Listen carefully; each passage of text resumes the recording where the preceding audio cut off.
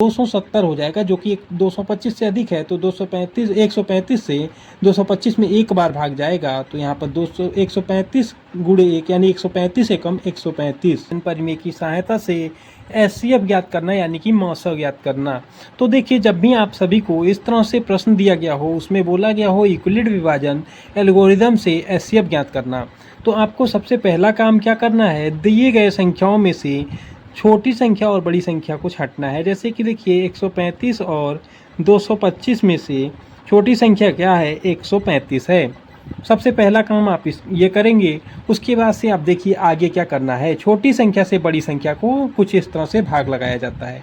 तो देखिए 135 से आपको क्या करना है, 225 को भाग लगाना है इस तरह से। अब भाग लगाएंगे तो देखिए 135 का पहाड़ा कितनी बार पढ़ेंगे कि 225 आ जाए। तो 135 का पहाड़ा आप अगर 2 बार पढ़ेंगे तो 270 हो जाएगा, जो कि 225 से अधिक है। तो 135 से 225 में एक बार भाग जाएगा, तो यहाँ पर 135 गुणे 1 यानी 135 एकम 135। ठीक है, इसको आप यहाँ से घटा लीजिए। घटाने पर इस भाग को हम जब तक देते हुए जाएंगे जब तक कि शेषफल हमारा 0 ना आ जाए।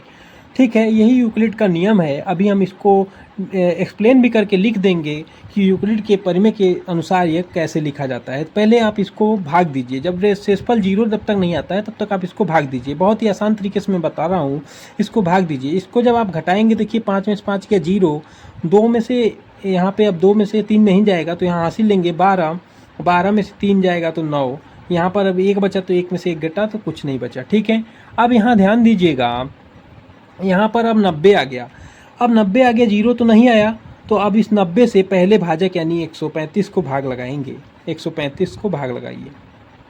ठीक है, भाग लगाएंगे तो देखिए 90 का अगर 2 बार गुणा कर देंगे यानी 90 का पहाड़ा 2 बार पढ़ेंगे तो 180 हो जाएगा। 9 दूना 18, 180 हो जाएगा। लेकिन हम 135 से ज़्यादा हो जाएगा तो हमें 9 का पहाड़ा एक बार पढ़ेंगे, तो एक बार पढ़ेंगे तो 90 ही आ जाएगा। ठीक है, अब इसको आप घटाएंगे तो देखिए यहाँ पे 5 और यहाँ 13 में से 9 जाएगा तो 4 बचेगा यानी 45।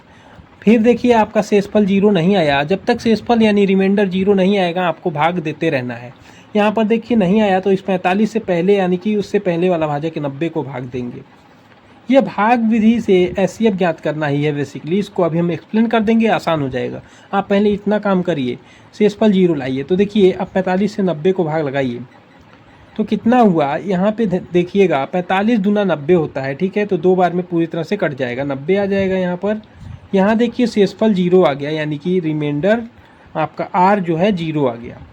ठीक है, आर जब 0 आ गया तो यूक्लिड परिमेय जो होता है वो क्या कहता है, यूक्लिड नियम जो है बेसिकली यहाँ पर देखिएगा, थोड़ा कलर चेंज कर लिया जाए।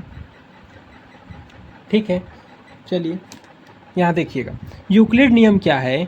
यूक्लिड जी जो बोलते हैं वो बोलते क्या हैं, भाज्य बराबर, ध्यान से समझिएगा, भाज्य बराबर भाजक गुणे भागफल, भागफल प्लस का शेषफल। इतना चीज़ आप लोग जानते होंगे कि भाग, जब हम आप सभी सीखे होंगे बचपन में, भाग क्या होता है। भाग जो होता है अंदर वाली संख्या जो होती है, ठीक है, वो बराबर होती है भाजक और गुणे भागफल प्लस शेषफल यानी रिमाइंडर के। ठीक है, ये जो है भाग का नियम है। तो इसको यूक्लिड जी इस तरह से शॉर्ट में लिख देते हैं। कैसे, भाज्य को हम ए नाम दे देते हैं, भाजक को हम बी नाम दे देते हैं और भागफल को हम क्यू बोल देते हैं और शेषफल को आर बोल देते हैं। ठीक है, तो इस तरह से हम इसको शॉर्ट में लिख लेते हैं और इसी प्रक्रिया को हम जब तक दोहराते हैं जब तक कि शेषफल 0 नहीं आ जाता है। ठीक है, तो ये आपका आंसर आ चुका है। आंसर आपका क्या होगा, 135 और 225 का एचसीएफ जो होगा ना वो 45 आपका आ चुका है। 180 और 225 का, 135 और 225 का एचसीएफ जो है आपका 45 आ चुका है। यही आपका एचसीएफ है, ये आंसर है। ठीक है, लेकिन जो यूक्लिड का नियम है उस तरह से आप कैसे लिखेंगे, अगर इतना भी आप परीक्षा में कर देंगे तो आपको पूरा नंबर मिलेगा। ठीक है, लेकिन यहाँ पर इस रूप में इसको लिखते हुए जाना है जब तक कि शेषफल 0 ना आ जाए। तो सबसे पहले हमने क्या किया था, 135 छोटा था तो 135 से 225 को भाग दिए थे। ठीक है, तो स्टेप फर्स्ट में आप क्या करेंगे, स्टेप फर्स्ट में देखिए, स्टेप फर्स्ट में आप क्या करेंगे, स्टेप फर्स्ट में आप लिखेंगे, क्या लिखेंगे, हमने सबसे पहले क्या किया था, 225 को भाग दिए थे यानी भाज्य क्या है हमारा 225 है। इसको हमने किससे भाग दिया था, 135 से कितनी बार भाग गया था, एक बार, और प्लस शेषफल कितना बचा था, 90। तो यहाँ 90 लिख लेंगे। यहाँ देखिए 90 जो है वो 0 के बराबर नहीं है, ठीक है। जब 0 आ जाएगा तो हम स्टेप बंद कर देंगे, यानी कि इस तरह से लिखना बंद कर देंगे।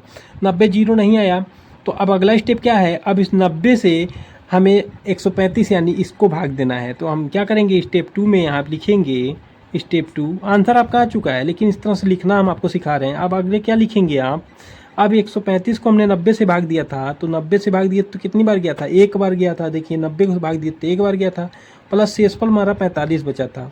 तो यहाँ फिर देखिएगा 45 जो है 0 के बराबर नहीं है। तो अगला स्टेप फिर आप इसी तरह से लिखेंगे, क्या लिखेंगे, स्टेप 3 में लिखेंगे। स्टेप 3 में आप क्या लिखेंगे, आप देखिए 45 से हमने 90 को भाग दिया था, यानी कि 90 भाज्य हो जाएगा और 45 जो हो जाएगा हमारा भाजक हो जाएगा, और भागफल कितना आया, 2 आया, और प्लस का शेषफल 0 आ गया। अब देखिए अब यहाँ पर r का मान जो है 0 आ गया, तो जब r बराबर 0 हो जाएगा हम भाग लगाना बंद कर देंगे और अंतिम भाजक हमारा आंसर हो जाएगा। तो अंतिम भाजक क्या था, 45 से 90 जो है 2 बार में कटा था, तो हमारा अंतिम भाजक 45 था। तब 45 ही हमारा इस संख्याओं का 135 और 225 का एचसीएफ हो जाएगा। आप इस तरह से परीक्षा में स्टेप बाय स्टेप भी लिख सकते हैं।